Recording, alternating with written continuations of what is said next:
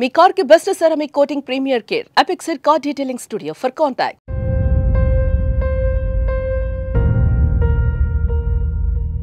ఏమైంది? మమ్మీ ఉందా? నాన్న చనిపోయాడు. నువ్వు ఏడవకూడదు, ఇప్పుడే చెప్పాను నీకు ఏడవద్దని. మీ అమ్మ నాన్న ఏమయ్యారు? లేరు మేడం, చనిపోయారు. ఎట్లా నాన్న? మా మమ్మీ ఏమో కాల పెట్టుకుంది.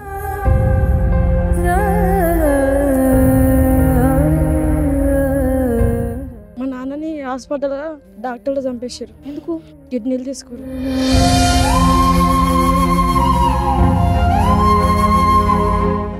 ఏడవకు నాన్న. డాడీ ఆ మమ్మీ చంపిండు.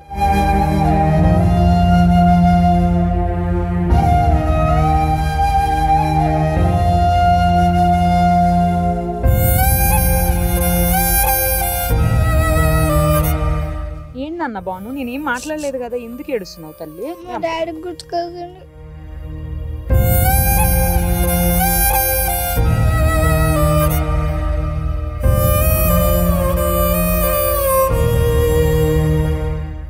రకరకాల ప్రాబ్లమ్స్లో ఉన్న పిల్లలు ఉన్నారు. కొంతమందికి తల్లిదండ్రులు లేరు, కొంతమందికి తల్లి లేదు, కొంతమందికి తండ్రి లేరు. నేను ఎందుకు అడిగాను అంటే వాళ్ళు ఏ కండిషన్స్లో ఉన్నారు అనేది తెలియాలి ఒకటి.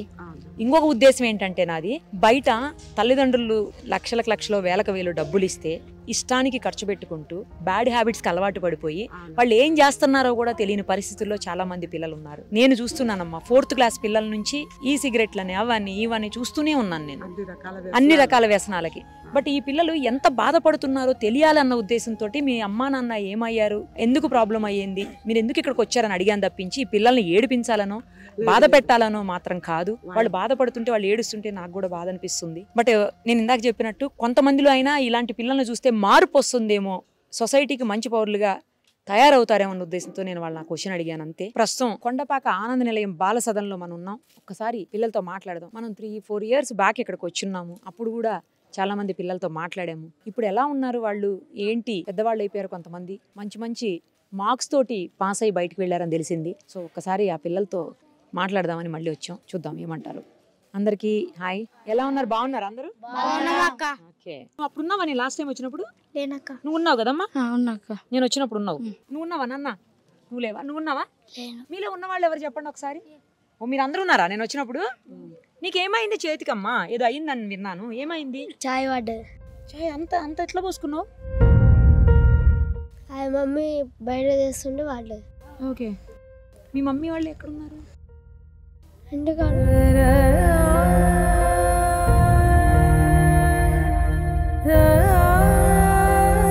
ఏమైంది? మమ్మీ ఉందా? నాన్న లేరమ్మా? ఎందుకు? నాన్న అంటే చనిపోయారా? వదిలేసారా మిమ్మల్ని? ఎట్లా చనిపోయాడు. నువ్వు ఒక్కడవేనా? తమ్ముడు కూడా ఉన్నాడా నీకు? ఓకే. ఏడవకు నాన్న, ఏం కాదు, ఏడవకు. ఏం చదువుతున్నావు? 6th క్లాసా? ఏం పేరు నాన్న? శివ. ఎలా ఉంది ఆనంద నిలయంలో బాల సదన్? బాగుందా? బాగా చదువుతున్నావా మరి? ఏమైతావు పెద్దయ్యాక చెప్పు నాకు. ఆర్మీకి వెళ్తావా? నీకు ఇష్టమా ఆర్మీ అంటే? నువ్వు ఏడవకూడదు, ఇప్పుడే చెప్పాను నీకు ఏడవద్దని. మంచిగా చదువుతున్నావా మరి? నువ్వు క్లాస్లో ఏ ర్యాంక్ వస్తుంది నీకు? ఫస్ట్ ర్యాంక్ తెచ్చుకోవాలని అనిపిస్తుంది. ఇప్పుడు ఏ ర్యాంక్లో ఉన్నావు చెప్పు? 10th ర్యాంక్లో ఉన్నావా? మరి నెక్స్ట్ టైం నేను వచ్చినప్పుడు ఫస్ట్ ర్యాంక్ తెస్తావా? నిజమేనా? ఓకే.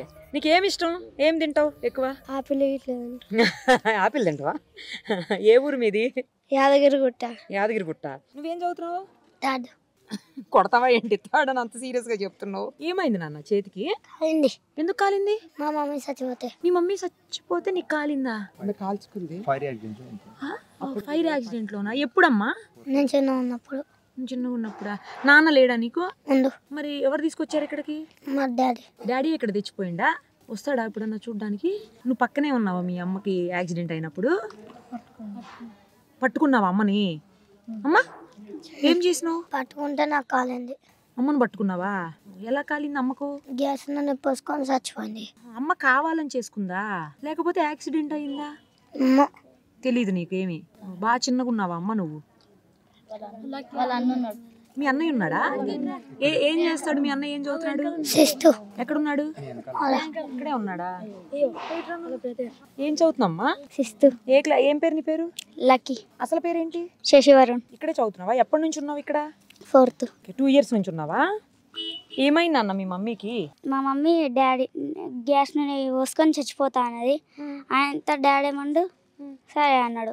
ఆయనతో గ్యాస్ నూనె పోసుకొని పుల్లగిక్కొని అంట పెట్టుకుంది. దగ్గరికి పోయిండు ఎత్తుకుంది. ఆయన తల్లిలు పట్టుకొచ్చిరు పోసిరు. నువ్వు ఉన్నావమ్మా అప్పుడు అక్కడే? కాదు, నేను స్కూల్లో ఉన్నా. నాకు మా నాన్నమ్మ చెప్పింది. బాగా చదువుకుంటున్నావా మరి? ఏమైతావు పెద్దయ్యాక? పోలీస్. నువ్వేమైతావు పెద్దయ్యాక? డాక్టర్. నీకు డాక్టర్ ఇష్టమా? మరి బాగా చదువుతావా? మంచిగా చదువు, ఓకేనా? ఏమైతావు నాన్న పెద్ద అయిన తర్వాత? Police officer. నువ్వు పోలీస్ ఆఫీసరేనా? కమాన్, సూపర్. బాగా చదువుతున్నావా మరి? మంచిగా చదవాలి. పోలీస్ ఆఫీసర్ అవ్వాలంటే బాగా చదవాలి. ఏం చేస్తావు పోలీస్ ఆఫీసర్ అయ్యి? పోలీస్ ఆఫీసర్ అయ్యి అందరినీ చూసుకుంటా. అందరినంటే ఇట్లా హాస్టల్స్ ఉంటే ఏమైనా ప్యాడ్లు బుక్స్ ఇట్లా కొనుక్కొని వస్తాం. నీ పేరేంటి నాన్న? కిరణ్ కుమార్ అక్క. ఏం చదువుతున్నావు కన్నా? 8th class. 8th class. ఏ ఊరు నాన్న? ఎర్రవల్లి. అంటే ఎక్కడది? ఇటుకాల దగ్గర. ఎలా వచ్చావు? ఎప్పుడు వచ్చావు అసలు ఇక్కడకు? 4th ending లో వచ్చినాక. అంటే ఏ ఇయర్? 2-3 years బ్యాక్ వచ్చావా? 4 years? 2-3 years బ్యాక్ వచ్చిన. ఎలా వచ్చావు నాన్న? మా బాబాయ్ తీసుకొచ్చిండు. మీ అమ్మ నాన్న ఏమయ్యారు? లేరు మేడం, చనిపోయారు. ఎట్లా నాన్న? మా మమ్మీ ఏమో కాల పెట్టుకుంది.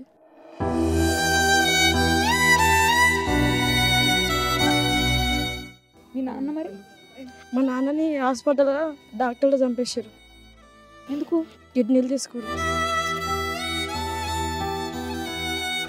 కిడ్నీలు తీసుకున్నారా? అదేంటి? ఇద్దరు లేరు అయితే? ఏమైతావు పెద్ద అయిన తర్వాత నాన్న? ఏడవకు, ఏం కాదు. మంచి చదువుకో, మంచి చదువుకుని సరేనా? మంచి ఏం అవ్వాలనుకుంటున్నావు పెద్ద అయిన తర్వాత? ఇంజనీర్. ఏం సాఫ్ట్వేర్ ఇంజనీర్ అవ్వాలనుకుంటున్నావా? ఎందుకు 5 days జాబ్ చేసి 2 రోజులు హాలిడేస్ తీసుకొచ్చానా? ఏమో ఏడో బాగా చదువు. మరి బాగా చదువుతున్నావా? చదువుతున్నా. ఏ క్లాస్లో ఏ ర్యాంక్లో ఉన్నావు చెప్పు? 2nd rank లో ఉన్నా. సూపర్. మరి ఫస్ట్ ర్యాంక్ ఎప్పుడు వస్తావు? నువ్వు ఫైనల్ ఎగ్జామ్స్ అప్పుడు ఫస్ట్ ర్యాంక్ రావాలి. నేను మళ్ళీ వస్తాను నీ దగ్గరకు, సరేనా? నువ్వేం చదువుతున్నావు నాన్న? 7th class. నువ్వు తమ్ముడువా? ఏం పేరు? అరుణ్ కుమార్. పెద్దయ్యకి ఏమవుతావు? పైలట్ అవుతావా? సూపర్ అసలు. మరి బాగా చదువుతున్నావా? మంచిగా చదువుకో. మంచిగా చదువుకుంటే పైలట్ అవుతావు, సరేనా? ఏడవకు నాన్న, ఏడవు.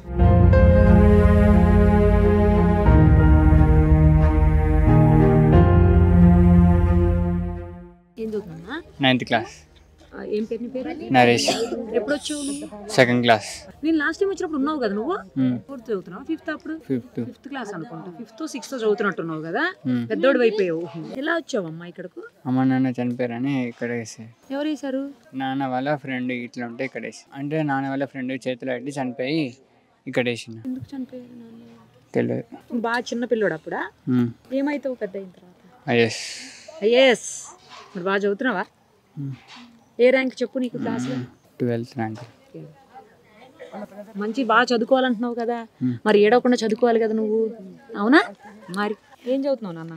5th class. ఏం పేరు నీ పేరు? ఠాగూర్ వాసుదేవ భవ. ఠాగూర్ వాసుదేవ భవ. వెరైటీగా ఉంది నీ పేరు. ఎవరు పెట్టారు? Mummy daddy. నువ్వేంటి యూనిఫామ్ వేసుకోకుండా ఇది వేసుకున్నావు? స్పెషలా నువ్వు? మరి ఎందుకు వేసుకున్నావు వైట్ డ్రెస్? ఆరలేదా? ఓకే. ఎప్పుడు వచ్చావు అమ్మా ఇక్కడికి నువ్వు? 3rd class. ఇప్పుడు ఏ class? 5th class. 2 years back వచ్చావా? ఎలా వచ్చావు? ఎవరు తీసుకొచ్చారు? తాతయ్య వాళ్ళు. ఎందుకు తెచ్చారు నాన్న?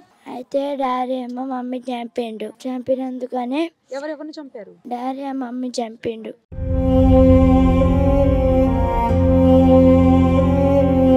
అందుకనే అమ్మమ్మ వాళ్ళు వచ్చి ఇల్లు వేసిర్రు. వస్తారా మరి ఎప్పుడన్నా చూడడానికి అమ్మమ్మ వాళ్ళు?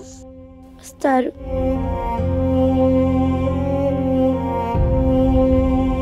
పెద్ద అయిన తర్వాత ఏమవుతావు? ఐఏఎస్ అవుతావు. ఏడవ అన్న ఠాకూర్. ఏడవకు లేదు ఏడవకు అమ్మా, ఏడవకు. బాగా చదువుతున్నావు మరి? క్లాస్లో ఏ ర్యాంక్ చెప్పు నీకు?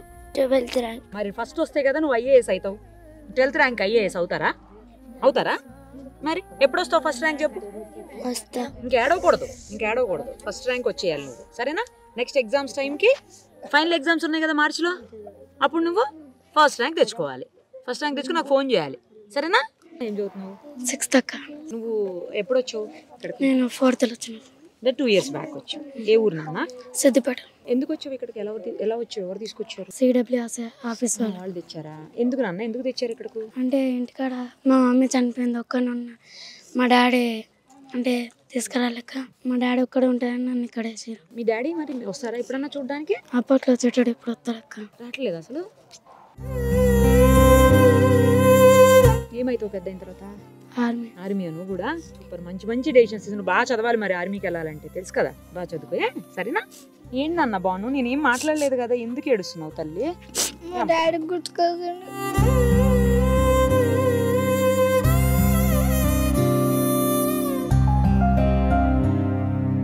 ఇంకా మమ్మీ లేదా?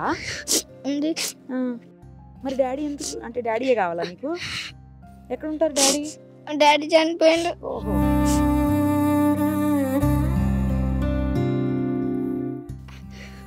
మా మమ్మీ వస్తుందా అమ్మ అప్పుడప్పుడు?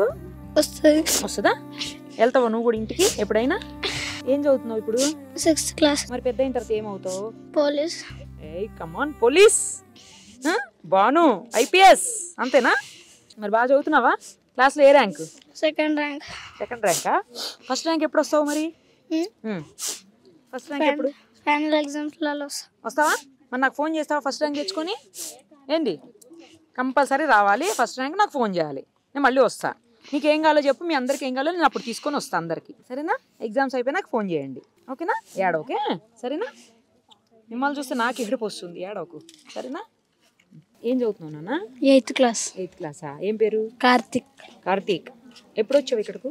3rd క్లాస్లో. 3rd క్లాస్లో వచ్చావు. అంటే లాస్ట్ టైం నేను వచ్చినప్పుడు ఉన్నావా? అప్పుడు నాకు గాలింది, హాస్పిటల్. ఎందుకు గాలి పెట్టుకున్నావు? ఎందుకు? వాటర్ పోసుకున్నావా? ఏం పడింది? ఆ డాంబర్ పడ్డది మీద. డాంబర్ పడిందా? ఎందుకు పడింది?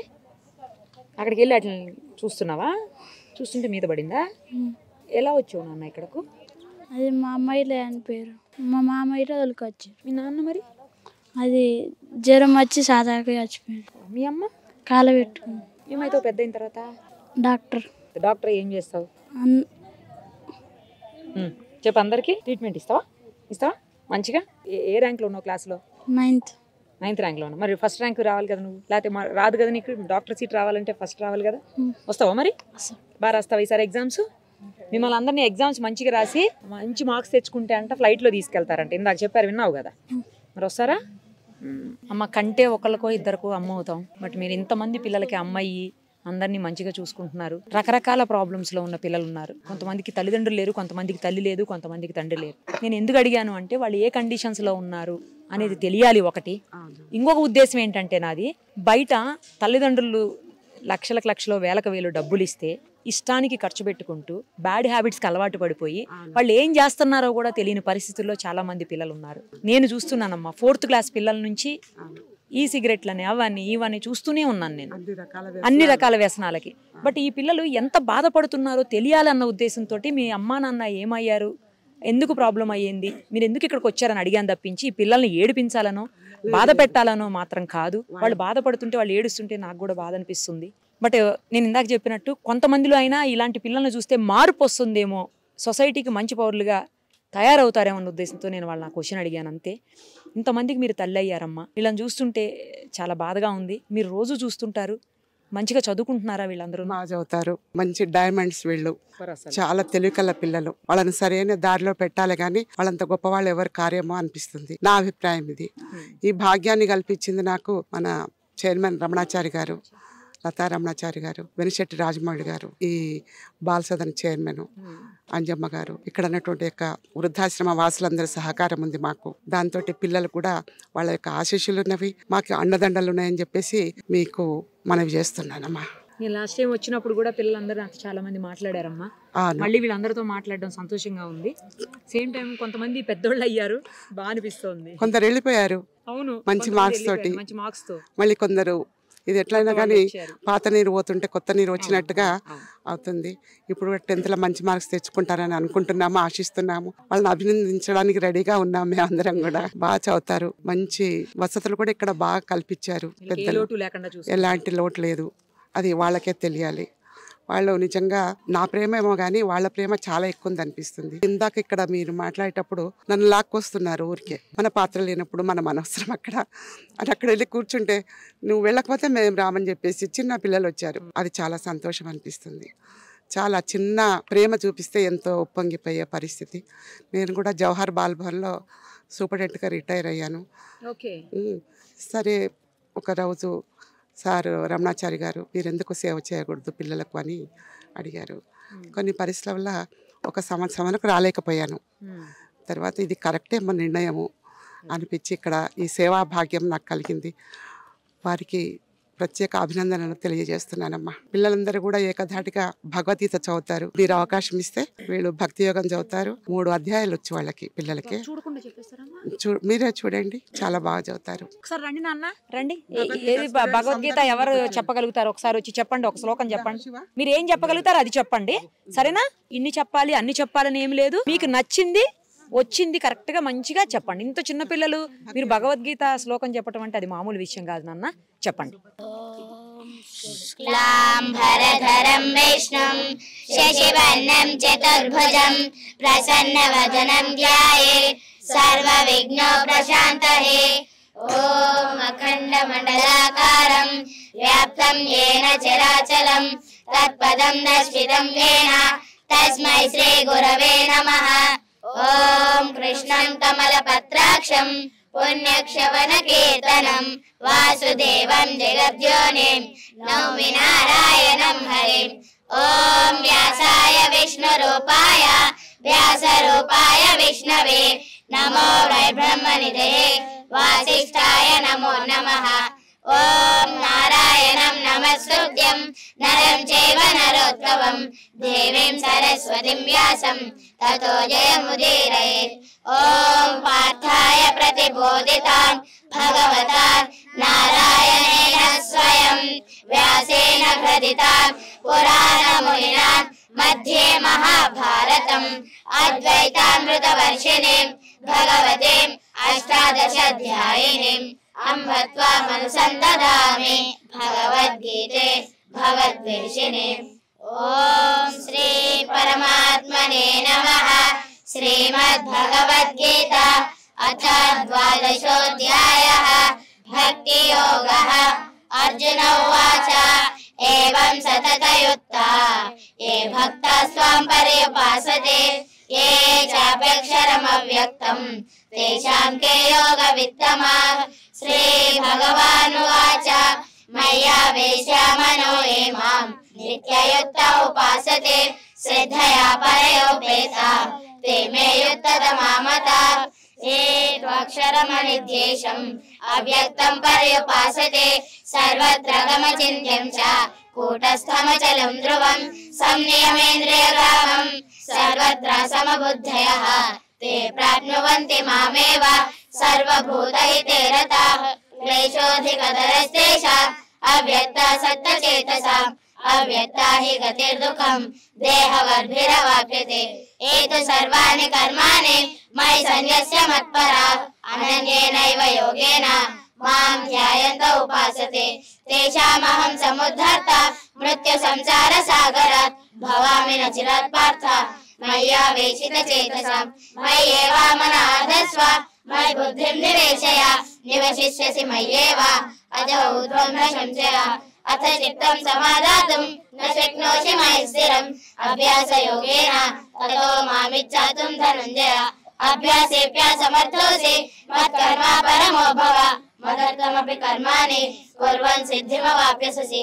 अचैतदप्यशक्तोऽसि कर्तुं मद्योगमाश्रितः सर्वकर्मफलत्यागः तदा कुरु यदात्मवान्. श्रेयो हि ज्ञानमभ्यासात् ज्ञानात् ध्यानं विशिष्यते ध्यानात् कर्मफलत्यागः त्यागात् शान्तिरनन्तरम्.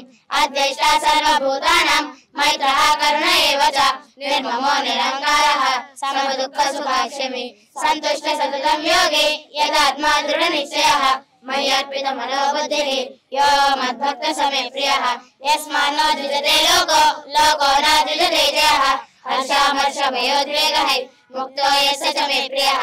अनपेक्षः सुचिर्दक्षः उदासीनो गजविदः सर्वारम्भ परित्यागी यो मद्भक्त समे प्रियः यो न हृष्यति न द्वेष्टि न शोचति न काङ्क्षति शुभाशुभा परित्यागी भक्तिमान् मे समे नरः समशत्रौ च मित्रे च तथा मानावमानयो शीतोष्णसुखदुःखेषु समसङ्ग विवर्जितः तुल्यनिन्दास्तुतिर्मौनि सन्तुष्टो येन केनचित् अनिकेतः स्थिरमतिः भक्तिमान् मे प्रियो नरः एतु धर्म्यामृतमिदं यदोक्तं पर्युपासते श्रद्धानामत्परमा भक्तासेतीव मे प्रिया ॐ तत्सदिति श्रीमद्भगवद्गीतासु उपनिषत्सु ब्रह्मविद्यायां योगशास्त्रे श्रीकृष्णार्जुन संवादे भक्ति योगो नाम द्वादशोऽध्यायः हरि ओम् तत्सत् వెరీ గుడ్ నాన్న, సూపర్. అసలు మీ అందరికి హ్యాట్స్ ఆఫ్.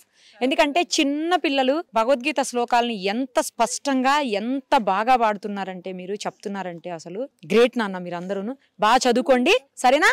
మీరు ఏమేమైతే అనుకున్నారో అవన్నీ కూడా పోలీస్ ఆఫీసర్, పైలట్, డాక్టర్ ఇవన్నీ అవ్వాలి. ఓకే, మళ్ళీ కలుద్దాం. బాయ్. ఆనంద నిలయాన్ని గత 15 ఏళ్లుగా సక్సెస్ఫుల్ గా రన్ చేస్తూ ఎంతో మంది దయార్థులైనటువంటి పెద్దవాళ్ళని ఆదుకుంటూ, వాళ్ళతో పాటు చిన్న పిల్లల్ని కూడా తల్లిదండ్రులు లేకపోతే నానే వాళ్ళు లేక బాధపడేటువంటి ఎంతో మంది పిల్లల్ని సాదుతూ, ఎవరికి ఏ కష్టం రాకుండా, ఒకవేళ ఏదైనా ప్రాబ్లం వచ్చినా నేను మీ తండ్రిగా ఉన్నా, మీ కొడుకుగా ఉన్నా, మీ మనవడిగా ఉన్నానంటూ ఇన్నేళ్లుగా నడిపిస్తూనే ఉన్నటువంటి రమణాచారి గారు, ఆయన భార్య లత గారు, అలాగే కమిటీ మెంబర్స్ అందరూ కూడా ఇప్పుడు ఉన్నారు. బాల సదనకి ప్రత్యేకంగా ఒక పర్సన్ ఉండి దాన్ని అంతటినీ కూడా టేక్ కేర్ చేస్తున్నారు. రాజమౌళి గారు ఆయన పేరు. సో అందరితో కూడా ఒకసారి మాట్లాడదాం. ముఖ్యంగా రమణాచారి గారితో ఫస్ట్ మాట్లాడదాం. సార్ నమస్తే అండి, ఎలా ఉన్నారు సార్? ఆల్మోస్ట్ 3-4 ఏళ్ల క్రితం నేను ఇక్కడికి వచ్చున్నాను సార్. వచ్చినప్పుడు చాలా మందితో నేను మాట్లాడాను. మిమ్మల్ని సొంత మనిషిలాగా చూస్తున్నారు అందరూ. ఆయన లేకపోతే మేము లేమేమో అన్న. ఎందుకంటే ఆనంద నిలయం అనేది ఇది ఒక అనాథ శరణాలయం అనే ఫీలింగ్ కానీ, లేకపోతే వృద్ధాశ్రమం అనే ఫీలింగ్ కానీ రావట్లేదు సార్. ఇక్కడికి వచ్చినప్పుడు ఏంటంటే స్వచ్ఛమైన వాతావరణం, పచ్చని చెట్లు, అసలు ఒక తోటలో ఉన్నట్లు, ఏదో ఒక మంచి ప్లేస్లో, సాక్రెడ్ ప్లేస్లో ఉన్నటువంటి ఫీలింగ్ కలుగుతుంది. దానికి తోడు మీరు పెట్టినటువంటి ఓం నమో వెంకటేశాయ, అది కూడా మొత్తం కలిపి ఒక పవిత్రమైన భావాన్ని అందరిలో కల్పిస్తున్నాయి. ఎంతో మంది పిల్లలు అన్నీ ఉండి కూడా వదిలేసిన వాళ్ళు కావచ్చు, లేకపోతే పిల్లలతో పడక ఇబ్బందులు పడేవాళ్ళు కావచ్చు, వాళ్ళందరూ ఇక్కడికి వచ్చి మీ నీడలో సేద తీరుతున్నారు. ఆనంద నిలయం రూపంలో ఆనందాన్ని పంచుకుంటున్నారు. ఈ సంకల్పం మీకు ఎందుకు వచ్చింది? ఇలా ఎన్ని సంవత్సరాలుగా ఎలా కంటిన్యూ చేయగలుగుతున్నారు? ఇలాగే కంటిన్యూ చేస్తారా ఎప్పటికీ? ఒక గొప్ప విషయాన్ని మీరు నాకు దృష్టికి తీసుకొచ్చారమ్మా. మంచి ఆలోచన రావడం అనేటువంటిది అది భగవత్ సంకల్పం. భగవంతుడు ఆదేశిస్తేనే మంచి ఆలోచనలు వస్తాయి. వచ్చిన మంచి ఆలోచనని కార్యరూపంలో పెట్టి దాన్ని సాధన చేసేసి ఆచరణ సాధ్యం చేస్తే అది భగవంతుని ఆజ్ఞనే. కానీ నేను తిరుమల తిరుపతి దేవస్థానంలో పనిచేస్తున్నటువంటి రోజుల్లో స్వామివారి సేవలో ఉన్నప్పుడు ఒక మహాతల్లి, ఆమెకు నేను నమస్కరిస్తా ఉన్నాను. వారి పేరు సుధా జనార్దన్ గారు. వారు వచ్చి స్వామివారికి నేను 3 కోట్ల రూపాయలని విరాళంగా ఇవ్వాలని చెప్పి అనుకుంటున్నానని చెప్పి అన్నప్పుడు, అమ్మ మాధవ సేవ చాలా మంది చేస్తారు కానీ మానవ సేవే మాధవ సేవ, ఏదైనా మనం చేస్తే బాగుంటుందేమో ఆలోచించండి అని చెప్పినప్పుడు, మీ దృష్టిలో అటువంటిది ఏదైనా ఉన్నట్టయితే చెప్పండి అని చెప్పి అన్నారు. అప్పటికే ఆమె నాకు కేవలం భక్తురాలిగా తెలుసు. కొన్ని క్షణాలు అయిండొచ్చు, లేక కొన్ని నిమిషాలు అయిండొచ్చు. ఆమె చూపించినటువంటి ఆప్యాయత, అభిమానం ఏదైతే ఉందో ఆ తల్లి యొక్క కృప వల్ల ఏమైనా మీ దృష్టిలో ఉంటే చెప్పండి అని చెప్పంటే, ఇలా ఒక వృద్ధాశ్రమం నిర్వహించాలనుకుంటున్నాం. దాని పేరు ఆనంద నిలయం అని చెప్పి పెడుతున్నాం. ఈ స్వామివారి సేవలో అది కూడా ఉంటుందని చెప్పి అనుకుంటున్నాం. అది చేస్తే వృద్ధులు అన్నటువంటి వాళ్ళు చాలా పెద్దవాళ్ళు కాబట్టి ఆ భగవంతుని కృప ఉంటే వాళ్ళు బాగుండాలని చెప్పి అనుకుంటాం. కాబట్టి పెద్దల సేవ చేస్తే అంతకంటే మించినటువంటిది లేదమ్మా. వాళ్ళని సేవ చేసుకోవడం తల్లిదండ్రులకి, కొడుకులుగా, పిల్లలుగా, మనవలుగా, మనమరాలుగా చేస్తే చాలా గొప్పదనేటువంటి ఆలోచనతో ఒకటి అనుకుంటున్నాము. అంటే మీ దృష్టిలో ప్రాజెక్ట్ ఉంటే చెప్పండి సార్. 50 లక్షల రూపాయలు నేను ఇవ్వడానికి ఉన్నానండి. ప్రాజెక్టు ప్రారంభించిన సందర్భంగా మీకు 25 లక్షలు ఇస్తాను. ప్రాజెక్ట్ని ఇనాగ్రేషన్ చేసేటప్పటికల్లా మిగిలిన డబ్బులు ఇస్తాను అని చెప్పంటే, ఆ అమ్మ కృప వల్ల ఇవాళ ఆమెను తలుచుకోవడానికి ఒక మంచి అవకాశం ఇచ్చారు మీరు. ఆమె బెంగళూరులో ఉంటారు. సుధా జనార్దన్ గారి యొక్క కృప వల్ల ఆనంద నిలయానికి అంకురార్పణ జరిగిందమ్మా. మా సభ్యులు వైకుంఠం గారు అయితేనేమి, వెంకటేశం గారు అయితేనేమి, బాలరెడ్డి గారు అయితేనేమి, రమేష్ గారు అయితేనేమి, ఇలా శ్రీకాంత్ శర్మ గారు అందరూ కూడా కలిసి మనం ఒక వృద్ధాశ్రమాన్ని పెడదామని చెప్పిన ఆలోచనతో ముందుకు వచ్చినప్పుడు ఆ 25 లక్షల రూపాయలతో అంకురార్పణ చేశాము. ఇవాళ 25 లక్షలు కాదు, ఇది ఒక పుణ్యభూమి. ఒక ఆనంద నిలయంతో పాటు మాకు పెద్దలు, మేమెంతో అభిమానించి గౌరవించేటువంటి శ్రీ వెనిశెట్టి రాజమౌళి గారు, వారికి ఒక ఆలోచన చాలా రోజుల నుంచి ఉంది. తల్లిదండ్రులు లేని పిల్లల్ని, అనాథలైనటువంటి పిల్లల్ని చేరదీసి వాళ్ళని కూడా మనం కొంచెం బాగుంటుంది, వాళ్ళని కూడా చేరదీస్తే అని చెప్పని అనుకున్నప్పుడు, ఈ ఆనంద నిలయంలో వృద్ధులు ఉంటారు, ఆనంద బాలసదనంలో పిల్లలు ఉంటారు. ఆ పిల్లలకి తల్లిదండ్రులు కానీ వాళ్ళెవరూ లేనందువల్ల, ఈ వృద్ధులకి పిల్లలెవరు కూడా లేనందువల్ల సాయంత్రం పూట వాడు బండి నుంచి రాగానే మా తాతయ్య, అమ్మమ్మ అని వాళ్ళు అనుకుంటారు, పిల్లలు అనుకుంటారు. మా మనమలని చెప్పని వీళ్ళు అనుకుంటారు. ఆ అనుబంధం చాలా గొప్పగా ఉంటుందని చెప్పని వెంకటశెట్టి రాజమౌళి గారు, వారి శ్రీమతి గారు వాళ్ళందరూ కూడా కలిసి ఇక్కడ ఆనంద బాలసదనం అనే పేరిట దాదాపు 40 మంది పిల్లలతో ఒక బాలసదనాన్ని ఏర్పరిచారు. ఆ బాలసదనం కానీ 70 మంది వృద్ధులతో ఆనంద నిలయం కానీ గత 15 ఏళ్లుగా నడుస్తున్నటువంటి సంగతి. అందులో మీరు ఇంతకుముందు వచ్చి దీన్ని సందర్శించి దీన్ని ఈ ప్రపంచానికి చాటి చెప్పి మీరు చెప్పిన తర్వాత ఎంతోమంది నాకు ఫోన్లు చేసి ఆనంద నిలయంలో మేము కూడా వస్తామండి, చేరుతామండి అని చెప్పంటే మీ వల్ల కదా ఇది ఇంత వృద్ధిలోకి వచ్చింది. మీకు నమస్కారం. ఇదమ్మా ఆనంద నిలయం, ఆనంద బాలసదనం. ఈ పిల్లలందరూ కూడా పెద్దగా పెరిగి బాగున్నట్టయితే వాళ్ళలో ఇప్పుడు కొంతమంది బ్యాచెస్గా వెళ్ళిపోతున్నారు కాబట్టి జూనియర్ కాలేజ్కి కూడా వాళ్ళు వెళ్ళినటువంటి వాళ్ళు ఉన్నారు ఇక్కడి నుంచి.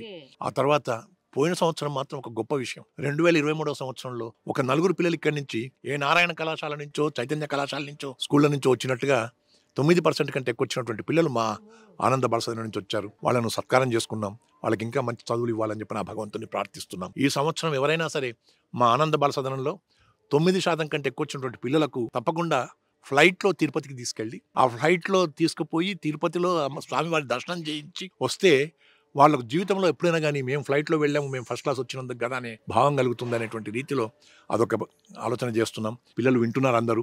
వాళ్ళు బహుశా మనసులో వీళ్ళు తలుచుకొని నిశ్చయం చేసుకొని మేము తప్పకుండా ఫ్లైట్లో వెళ్ళాల్సిన అవసరం ఉంది అని అనుకుంటే ఇప్పుడు జనవరిలో ఉన్నాం, ఫిబ్రవరి మార్చ్ ఏప్రిల్ కల్లా వాళ్ళు ఎగ్జామినేషన్స్ రాసేటప్పటికల్లా మంచి మార్కులతో పాస్ కావాలని చెప్పని ఆ భగవంతుని ప్రార్థిస్తూ ఉన్నాం. నేను ఇంకొక గొప్ప విషయం విన్నాను ఏంటంటే ఇక్కడ హార్ట్ సర్జరీస్ కూడా ఫ్రీగా చేపిస్తున్నారని విన్నాను సార్. నిజంగా చాలా మంచి ఆలోచన చేశారు మీరు. అది అసలు ఎలా అప్రిషియేట్ చేయాలో కూడా అర్థం కావట్లేదు సార్. ఫ్రీగా సర్జరీస్ చేపిస్తున్నారని విన్నాను. నిజంగా అందుకనే అమ్మ ఇది ఆనంద నిలయం అని పేరు ఏ క్షణాన పెట్టామో కానీ ఆ స్వామివారి కృప అమ్మ. సత్యసాయి సంజీవిని సేవా సెంటర్ వాళ్ళు ముదనహల్లి నుంచి వచ్చి ఈ పుణ్యభూమిని చూసి మేము ఇక్కడ జూనియర్ కళాశాల, డిగ్రీ కళాశాల, వీలైతే యూనివర్సిటీని కూడా చేస్తామని చెప్పని, విశ్వవిద్యాలయ స్థాయిని కూడా తీసుకొస్తామని చెప్పని ముందు ప్రారంభించారు. విద్యా రంగంతో ముందు ప్రారంభించుకున్నాం. ఇప్పుడు దాదాపు 150 మంది విద్యార్థినులు జూనియర్ కళాశాలలో చదువుతున్నటువంటి పిల్లలు ఉచితంగా వాళ్ళకి చదువు, ఉచితంగా భోజనము, ఉచితంగా వసతి కల్పించి నిర్వహిస్తున్నారు వాళ్ళు ఇక్కడ. ఆ రకంగా దాదాపు 40 కోట్ల రూపాయలతో జూనియర్ కాలేజీ ఏర్పాటు చేసి వాళ్ళు అద్భుతంగా చక్కగా మన సంప్రదాయ ప్రకారంగా మన యొక్క ఆస్తిక తత్వాన్ని దృష్టిలో పెట్టుకొని భక్తి భావంతో పాటు ఎంతో సైంటిఫిక్గా సాంకేతిక విజ్ఞానాన్ని కూడా పెంపొందించే రీతిలో పిల్లల్ని చాలా గొప్పగా తీర్చిదిద్దుతున్నందుకు వారికి నమస్కారం. మీరు మంచిగా జ్ఞాపకం చేశారు. దీనితో పాటు ఇటీవలనే చేపట్టినటువంటి ఒక గొప్ప ప్రాజెక్టు, అది భారతదేశంలోనే 4 ఉన్నాయి. ఒకటి మహారాష్ట్రలో ఉంది, ఒకటి హర్యానాలో ఉంది, ఒకటి బహుశా ఉత్తరప్రదేశ్లో ఉండి ఉండాలి, మరొకటి తెలంగాణ, ఆంధ్రప్రదేశ్ కలిసి ఇక్కడ ఈ ఆనంద నిలయం ప్రాంగణంలో Sathya Sai Sanjeevini child heart care hospital and research అని అద్భుతమైనటువంటి సెంటర్ పెట్టారమ్మా. దాదాపు 50 కోట్ల రూపాయల ఖర్చుతో ఆ హాస్పిటల్ పెట్టారు. నిజానికి ఇది హైదరాబాద్ కాదు, ఇటుపక్క సిద్దిపేట కాదు, ఒక ప్రత్యేకమైనటువంటి స్థలంలో 20 కిలోమీటర్ల దూరంగా సిద్దిపేటకు, దాదాపు 60-70 కిలోమీటర్ల దూరంలో హైదరాబాద్కు ఉండే దగ్గర వసతి అంతా కల్పించేసేసి పిల్లలకు ఆపరేషన్ చేయడం అనేటువంటిది ఎంత గొప్ప విషయం అంటే, చిన్న పొరపాటు ఏదైనా జరిగినా కానీ డాక్టర్కి కానీ ఏదైనా చిన్న మార్పు వల్ల ఏదైనా జరిగినా కానీ పిల్లలకు ప్రాణాపాయం వచ్చేటువంటి పరిస్థితి అలాంటివి ఏవీ రాకుండా డాక్టర్సు నిర్విరామంగా కృషి చేసి నవంబర్ 23, 2023 నాడు సత్యసాయిబాబా పుట్టినరోజు సందర్భంగా దాన్ని ఇక్కడ ప్రారంభింపజేసుకున్నాం. ఆ దినంతో పాటు మొదలుపెట్టి దాదాపు 18 ఆపరేషన్లు చేశారు. వాళ్ళందరూ బ్రహ్మాండంగా బ్రతికి ఆ తర్వాత బ్యాచ్లో ఇంకో 10 మంది దాకా, 27-28 మంది దాకా ఆపరేషన్లు చేసుకుంటున్నారు. వాళ్ళు ఇప్పుడు అంతా కూడా వెతుకుతూ ఉన్నారు ఇంకేమైనా కేసులు ఉన్నాయా అని. నీలోఫర్ హాస్పిటల్ వాళ్ళు కూడా 0 నుంచి శిశువు దగ్గర నుంచి 10 ఏళ్ల బాబు దాకా ఎవరైనా రావచ్చు. చైల్డ్ హార్ట్ కేర్ అని చెప్పని అంత మొత్తం ఉచితమేనమ్మా. అందుకనే వాళ్ళు అంటారు దిల్ బినా బిల్ అని. ఏ బిల్లు, ఏ పేమెంటు ఏమి లేకుండా వసతి కానీ, భోజనం కానీ, వాళ్ళకి కావాల్సిన ట్రీట్మెంట్ కానీ, ఆపరేషన్ ఖర్చులు కానీ ఏమీ లేకుండా, ఇదే ఆపరేషన్ ఏదైనా మామూలు గవర్నమెంట్ హాస్పిటల్స్లో జరిగితే 8-10 లక్షలు అవుతుంది. కమర్షియల్ హాస్పిటల్స్ అయితే భగవంతుడికి తెలియాలి అది ఎంత బిల్ అవుతుందో. అది నేను ఇప్పుడు నాకు తెలియదు అది. కానీ సత్యసాయి వాళ్ళు మాత్రం ఫ్రీగా చేయడం అనేటువంటి వల్ల వాళ్ళ తల్లిదండ్రులు వచ్చి కళ్ళలో నీళ్ళు తీసుకుంటుంటే ఎంత ఆనందం అనిపించిందో. ఎందుకంటే వాళ్ళు బతికారు. పిల్లలు మాతో పాటు నడిచి మాట్లాడుతూ, ఒక పాప ఎంత గొప్పగా చెప్పిందో, నేను ఇవాళ ఇక్కడ ఆపరేషన్ చేయించుకున్నాను కాబట్టి ఈ సెంటర్లో మళ్ళీ నేను వచ్చి డాక్టర్గా చేరి నేను హాస్పిటల్లో ఆపరేషన్స్ చేసి నేను కూడా కొంతమంది పిల్లలకు ఆపరేషన్లు చేసి వాళ్ళని బతికించడానికి నాకు భగవంతుడు శక్తి ఇవ్వాలని చెప్పని ఆ పిల్ల 5 ఏళ్ళో 6 ఏళ్ళ పిల్లను అన్నది. ఆ పిల్ల మాటలు కాదు, అది భగవంతుని యొక్క వాక్కులాగా నేను భావించి అలాగే జరగాలని చెప్పని కోరుకుంటున్నాం. ఎన్నాళ్ళు ఉంటామో తెలియదు, ఉన్నంతకాలం మాత్రం ఇలాంటి మంచి పుణ్యభూమిలో మీరు అడుగుపెట్టి ఈ విషయాన్ని ప్రపంచానికి తెలియజేయడానికి కోసం వచ్చినటువంటి మేడంకి నమస్కారాలు. Thank you sir, thank you so much. మీరు గొప్ప పని చేస్తున్నారు. ఆ పనిని నేను ప్రపంచానికి తెలియజేస్తున్నాను అంతే, నేను నిమిత్త మాత్రాలని. అలాగే చాలా మంది పని చేస్తున్నారమ్మా, కానీ పని చేసినటువంటి వాళ్ళ యొక్క పనితనాన్ని ప్రపంచానికి తెలియజేసే వాళ్ళు కూడా గొప్పవాళ్ళు నా దృష్టిలో. నమస్కారం. అమ్మ, సార్ ఎప్పుడు చూసినా ఇలాంటి సేవా కార్యక్రమాలు అవి ఇవి అని ఉన్న డబ్బులన్నీ పంపించేస్తుంటే ఎప్పుడు తిట్రా?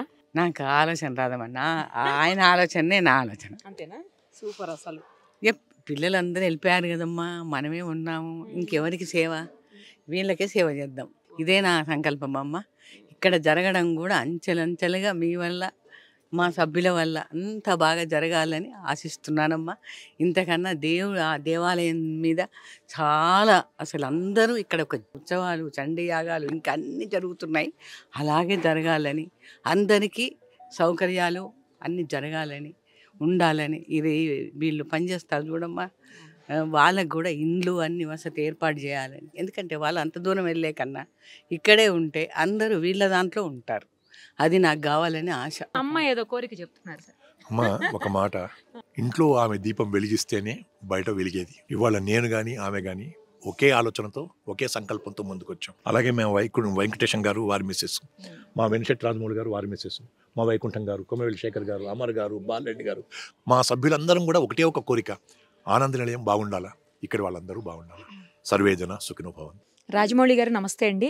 బాలసదనంలో ఉన్నటువంటి ఆనంద నిలయానికి సంబంధించిన బాలసదనంలో ఉన్న ఇంతమంది పిల్లలకు తాతలాగా దగ్గరుండి, తల్లిదండ్రులు లేకపోయినా, వాళ్ళ బంధువులు లేకపోయినా, నాన్న వాళ్ళు లేకపోయినా మీరు వాళ్ళకి హెల్ప్ చేస్తున్నారు, వాళ్ళని చదివిస్తున్నారు, ఈ స్థాయిలో పెట్టారు అని చెప్పి రమణాచారి గారు మిమ్మల్ని గొప్పగా చెప్తా ఉన్నారు మీ గురించి. ఏదైనా ఇక్కడ జరిగే కార్యక్రమాలన్నిటికీ స్ఫూర్తిదాయకము మా రమణాచారి గారే. వారు మాకు చాలా గురుతుల్యులు, వారి సూచన ప్రకారంగా చేస్తున్నాం. ముఖ్యంగా మా అందరికి కూడా పిల్లలను ఆదుకొని కొంత మంచి భవిష్యత్తు ఇవ్వాలా, దేశానికి మనకు వచ్చే సిటిజన్స్ ఇవ్వాలనే ఆలోచనతోనే అనాథ పిల్లలను ముఖ్యంగా మేము ఎంచుకున్నాము. సుమారు 35 నుంచి 40 మంది దాకా మా దగ్గర చేసే శక్తి ఉన్నది. ఇంకా మంచి వాళ్ళు వచ్చి తీసుకుని వారికి సేవ చేయాలి, వాళ్ళ అభివృద్ధి చేయాలి అలా తలపుతోనే చేస్తున్నాం తప్ప సేవాభావం తప్పితే వేరే ఆలోచన లేదు. వారికి ప్రతి వస్తువు, టూత్ బ్రష్ నుంచి కాళ్ళ చెప్పుల నుంచి ఆయిల్ కానీ, బట్టలు కానీ, మెడిసిన్స్ కానీ, మెడికల్ కేర్ కానీ వాళ్ళ బస్సులో పంపిస్తాము, బస్సులో తెప్పిస్తాము. వాళ్ళ కోసానికి సదా ఎమ్మడుండి చూసే ఒక తల్లి ఇన్ఛార్జ్ రామాదేవి గారు ఉన్నారు. వారు చూస్తున్నారు.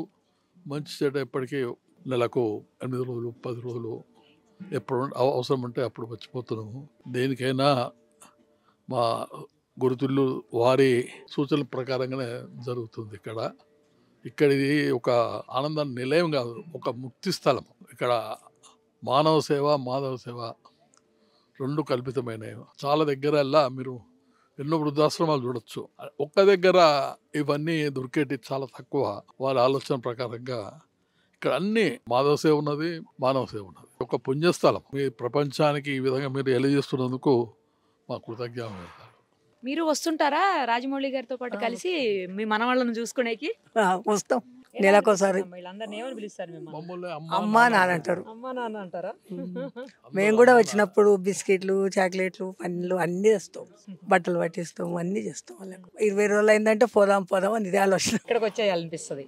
ఎక్కడుంటారు మీరు మామూలుగా? ఉంది మాకు రూమ్. శ్రీనిలయం అని ఎంత దూరంలో ఉంటారు? దగ్గరనే. హైదరాబాద్ ఉంటాం మేము. హైదరాబాద్ లో ఉంటారు. అప్పుడప్పుడు వస్తుంటారు 15 రోజులకి 20 రోజులకి? నెల అవుతుంది, ఒకసారి 15 రోజులు అవుతుంది. వచ్చేయాలనిపిస్తుందా? వస్తాం, ఉంటాము 4 రోజులు 5 రోజులు వారం రోజులు. ఇక్కడ 4-5 రోజులు.